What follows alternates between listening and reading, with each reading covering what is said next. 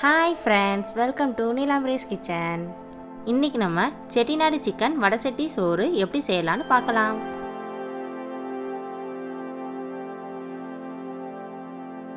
இந்த ரெசிபி பண்றதுக்கு Chettinad masala first prepare பண்ணிடலாம்.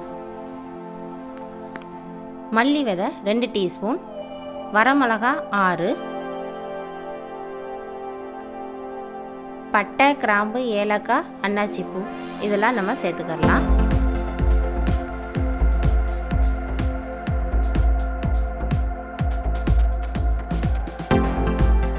சோம்பு 1 டேபிள் ஸ்பூன், மிளகு 1 டேபிள் ஸ்பூன் இதெல்லாம் சேர்த்து நல்லா வாசம் வர அளவுக்கு நல்லா ட்ரை ரோஸ்ட் பண்ணிக்கோங்க.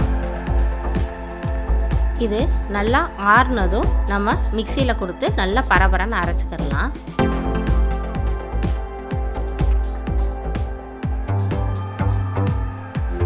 இப்போது மிக்சியில் போட்டு அரைச்சாச்சு. இப்போது நம்ம செட்டிநாடு மசாலா ரெடி ஆயிடுச்சு. இந்த மசாலாவை நம்ம மட்டன் ஆர் சிக்கன் எதுக்குனாலும் போடலாம். இப்போது நம்ம ரெசிபி எப்படி பண்ணலான்னு பார்க்கலாம். சிக்கன் 1/2 கிலோ, நம்ம அரைச்சி வச்ச மசாலா 2 டேபிள் ஸ்பூன், கருவேப்பிலை,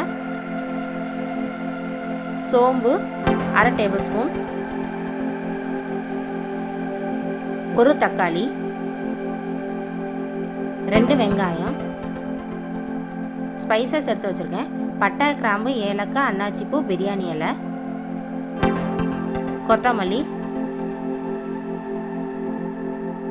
இஞ்சி பூண்டு பேஸ்ட்டு 1 டேபிள் ஸ்பூன், மிளகாய்த்தூள் 1 டேபிள் ஸ்பூன், உப்பு தேவையான அளவு. நம்ம அரைச்சி வச்ச செட்டிநாடு மசாலாவை நம்ம ஒரு ஏர்டைட் பாக்ஸில் போட்டு ஃப்ரிட்ஜில் ஸ்டோர் பண்ணியிருக்கோங்க. இதை நம்ம 1 மந்த் வரைக்கும் யூஸ் பண்ணலாம். வீட்டில் அம்மா கறி சமைச்சாங்கன்னா கடைசியாக சட்டியில் சோறு போட்டு கிளறி தருவாங்கள்ல, அதை தான் நம்ம நீங்கள் டிஷ்ஷாகவே செய்ய போகிறோம். இப்போது கடாயில் நம்ம ஒரு 3 டேபிள் ஸ்பூன் கடலை எண்ணெய் ஆட் பண்ணிக்கிறலாம். எண்ணெய் நல்லா சூடேறட்டும்.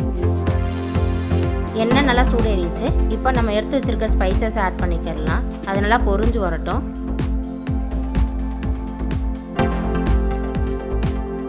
ஸ்பைசஸ் வதங்க போதே நல்லா வாசமாக வரும்.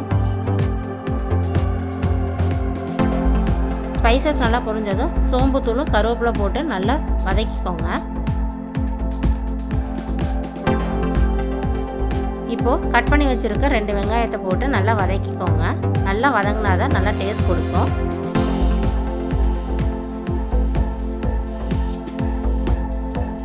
உப்பு சேர்த்து நல்லா வதக்கி விடுங்க. வெங்காயம் வதங்கும் போது நம்ம உப்பு சேர்த்துட்டோம்னா சீக்கிரம் வெங்காயம் வதங்கிடும்.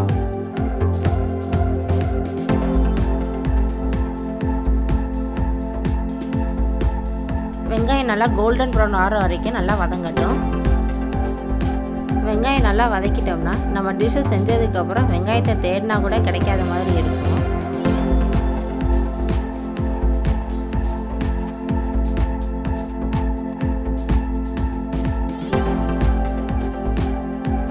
ஒரு டேபிள் ஸ்பூன் இஞ்சி பூண்டு பேஸ்ட் சேர்த்துக்கோங்க. நல்லா வதக்கி விடுங்க. அதோட பச்சை வாசம் நல்லா போகட்டும்.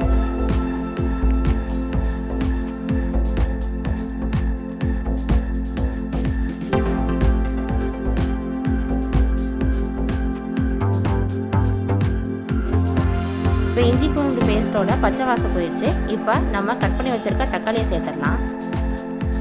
தக்காளி நல்லா மசிகிற வரைக்கும் வதங்கட்டும். வெங்காயம், தக்காளி, இஞ்சி பூண்டு பேஸ்ட்டு இது எல்லாம் நல்லா வேகட்டும்.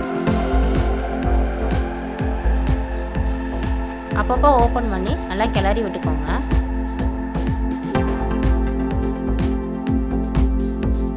பாருங்கள் நம்ம தக்காளி எப்படி நல்லா வதங்கி இருக்குன்னு. இப்போ நம்ம சிக்கன் சேர்த்துக்கலாம்.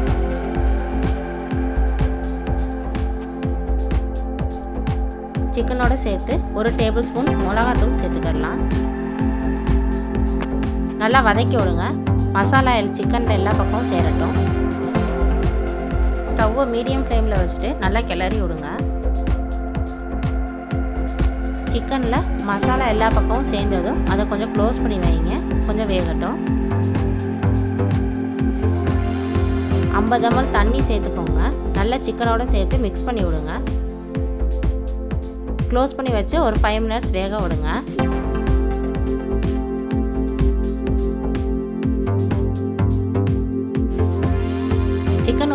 50% வெந்ததுக்கப்புறம் நம்ம எடுத்து வச்சுருக்க செட்டிநாடு மசாலாவை போட்டு நல்லா மிக்ஸ் பண்ணிக்கோங்க. நல்லா வேகட்டும்.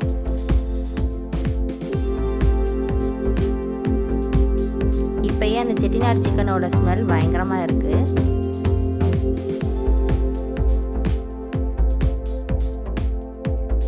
இப்போது நம்ம செட்டிநாடு சிக்கன் ரெடி ஆயிடுச்சு. இப்போ நம்ம எடுத்து வச்சுருக்க ரைஸ் 1 கப் சேர்த்துக்கோங்க.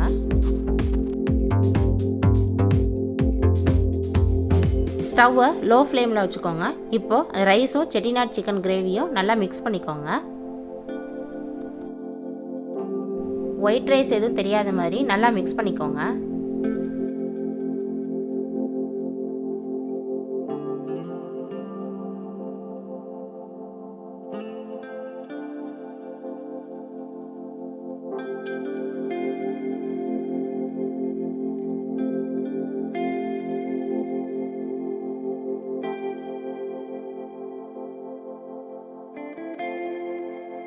இப்போது கொத்தமல்லி இதழ்களை சேர்த்து நல்லா கிளறிக்கோங்க.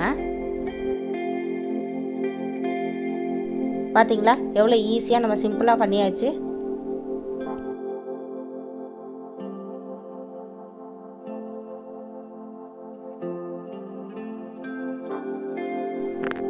இப்போது நல்லா சுவையான செட்டிநாடு சிக்கன் வடசட்டி சோறு ரெடி ஆயிடுச்சு. வாங்க சாப்பிட்லாம்.